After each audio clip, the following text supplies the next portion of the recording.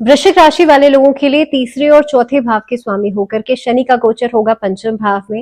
ये गोचर आपके लिए कैसा रहेगा, इसी के बारे में हम बात करेंगे। नमस्कार, बहुत स्वागत है आप सभी का। मैं हूं आपके साथ भावना शर्मा।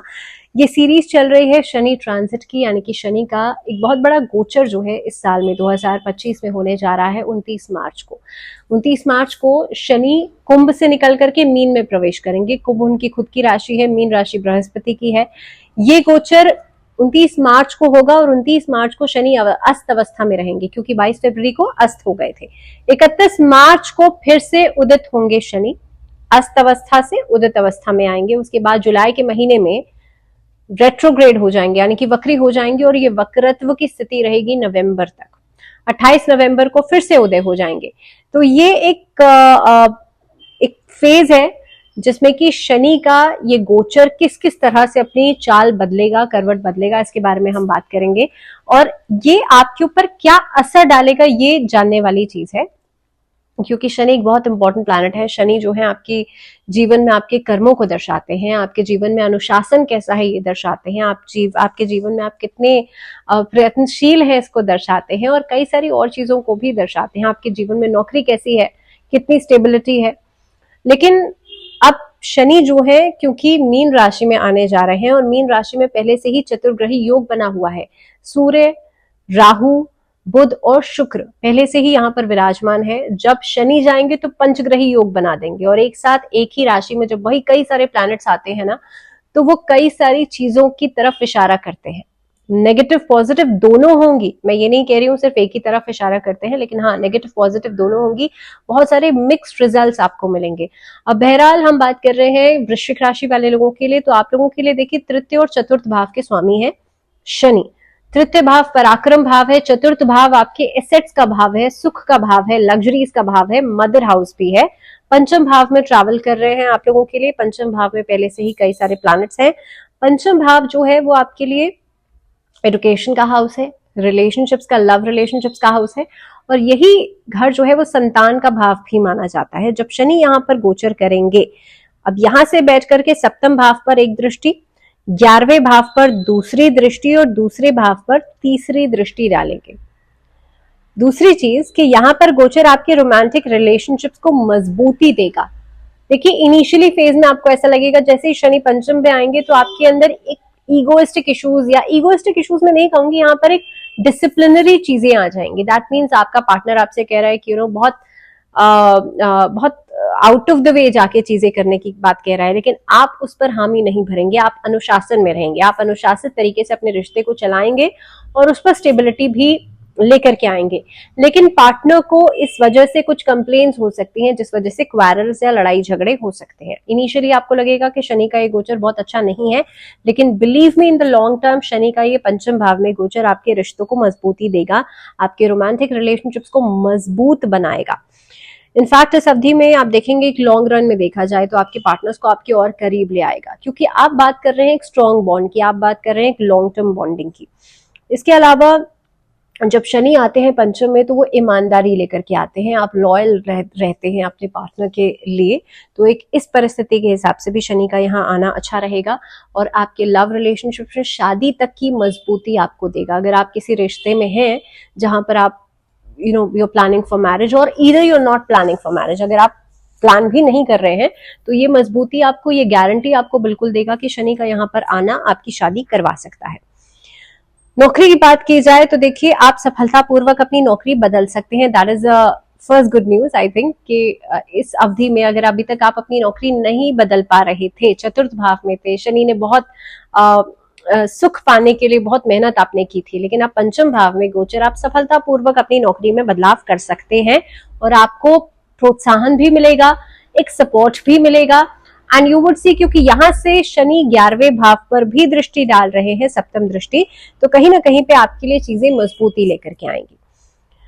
जुलाई से नवंबर के बीच नौकरी में परिवर्तन करना जो है उससे बचना चाहिए, क्योंकि देखिए जुलाई से नवंबर के बीच शनि वक्री अवस्था में रहेंगे। यहाँ पर आप जो करेंगे उसका उल्टा होने के चांसेस बनते हैं। मान लीजिए आपने नौकरी के लिए अप्लाई किया, आप सोच रहे हैं आगे बढ़ने के लिए, लेकिन आपके जो आसपास के लोग वो हैं आपको, वो आपको सपोर्ट नहीं कर रहे, तो हो सकता है जहां पर आपने अप्लाई किया, जहां पर आपने ज्वाइन किया, वहां पर परिस्थितियां आपके लिए फेवरेबल नहीं रही। तो इस अवधि में आपको नौकरी बदलने से बचना चाहिए, क्योंकि इस अवधि में नौकरी छूट भी सकती है। सो बी वेरी कॉशियस। जुलाई से लेकर के नवंबर तक के फेज में बहुत कॉशियस रहिएगा, अपनी नौकरी में आप कॉन्टिन्यूटी बनाए रखिएगा। दूसरी बात, इन महीनों से पहले और बाद भी तो इस अवधि में कोशिश कीजिएगा आप अपनी तरफ से एफर्ट जो है वो पूरा दें। हालांकि बच्चों को लेकर के चिंताएं रहेंगी, लेकिन अच्छी प्रगति उनकी दिखाई देती है, उनकी तरफ से आपको गुड न्यूज जरूर मिलेगी। हालांकि चिंताएं जो है, एक मानसिक परेशानी जो है वो बनी रहेगी। इस अवधि के अंदर आय में वृद्धि हो सकती है। व्यवसायिक लोगों के लिए नए निवेश भी नजर आते हैं, नए प्रोजेक्ट्स की शुरुआत भी नजर आती है, तो उसके लिहाज से भी ये समय बहुत बढ़िया दिखाई देता है। शेयर मार्केट से आपको लाभ जरूर होगा। इस अवधि में जो भी नई रणनीति बना रहे हैं, जो भी नया आप निवेश को लेकर के सोच रहे हैं, वो आपके काम जरूर आएगी। तो कुल मिलाकर के अगर धन संचय करने की बात हो, कोई नया काम शुरू करने की बात हो, व्यवसाय की बात हो, हर लिहाज से ये समय आपके लिए बढ़िया नजर आता है। रिलेशनशिप्स की बात की जाए तो देखिए, वृश्चिक राशि वाले लोगों के लिए शनि का यहाँ पर आना, पंचम भाव में आना, आपके रिश्तों को मजबूती तो देगा ही देगा, लेकिन जैसे मैंने पहले ही कहा था कि मैरिज को लेकर के भी चांसेस बहुत बढ़िया बनते हैं, कि दाम्पत्य जीवन में भी एक अच्छी तालमेल आपके लिए बनती हुई नजर आएगी। अच्छा एक एस्पेक्ट जो है आप वो लेकर के चलेंगे। अगर सेहत के लिहाज से बात की जाए तो पंचम भाव में गोचर एकादश भाव पर एक दृष्टि डाल रहा है। दूसरी दृष्टि यहाँ पर देखिए आप लोगों के लिए, क्योंकि सप्तम भाव पर भी रहेगी, द्वितीय भाव पर भी रहेगी, तो आपकी ईटिंग हैबिट्स जो है ये बेहतर हो सकती हैं।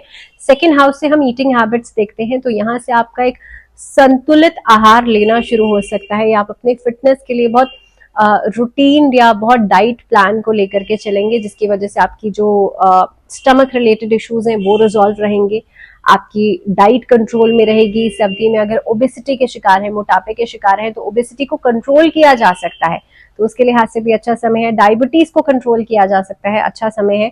तो कुल मिलाकर के, क्योंकि देखिए शनि की दृष्टि द्वितीय भाव पर भी है, सप्तम भाव पर भी है, एकादश भाव पर भी है, तो मेरे हिसाब से बहुत अच्छा समय है कि आप इस एस्पेक्ट को लेकर के जरूर चलिएगा कि आपको किन किन पॉइंट्स को बेहतर करना है।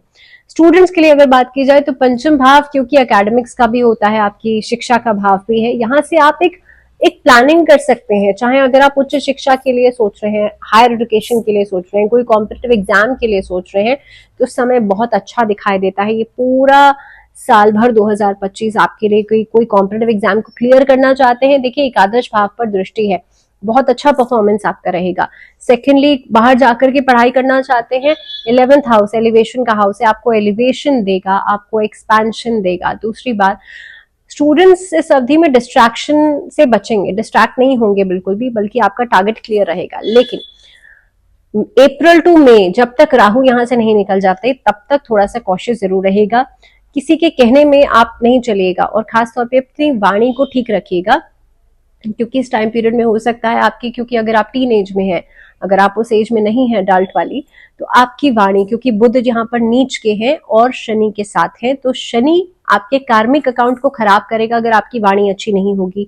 आप किसी बड़े से, किसी उच्च अधिकारी से, किसी से भी अगर आप गलत व्यवहार कर रहे हैं, तो आपकी वाणी में इसकी चीजें रिफ्लेक्ट करेंगी और वहीं पर उसका असर आपके शनि पर पड़ेगा। तो शनि खराब रिजल्ट्स देगा तो डेफिनेटली सारी चीजें खराब हो जाएंगी। तो इसीलिए आपको हर एक एस्पेक्ट में ध्यान रखने की जरूरत है। सेहत के बारे में हमने ऑलरेडी बात कर ली है कि आपकी ईटिंग हैबिट्स बेहतर होंगी, आप अपने फिटनेस के प्रति ध्यान देंगे। ऐसा कुछ मेजर इशू नहीं नजर आता है, लेकिन हाँ, एक चीज के प्रति बिल्कुल कॉशियस रहेगा कि अगर आप बहुत ज्यादा ये सोच करके कि आपको सब कुछ आता है और सेल्फ मेडिकेशन करते हैं, एक बड़ा इशू हो सकता है। खुद से दवाइयां बिल्कुल नहीं लीजिएगा, छोटी सी भी दिक्कत है उसको आप एक्नॉलेज जरूर कीजिएगा। बेशक से आप डॉक्टर के पास जाएं या नहीं जाएं, वो तो उसकी सिवियरिटी को देख करके आप समझेंगे, लेकिन हाँ, खुद से दवाइयां लेना इज नॉट एन ऑप्शन। ये पूरा समय जो रहेगा वृश्चिक राशि वाले लोगों के लिए ओवरऑल आपकी डेवलपमेंट की तरफ ही इशारा करता है।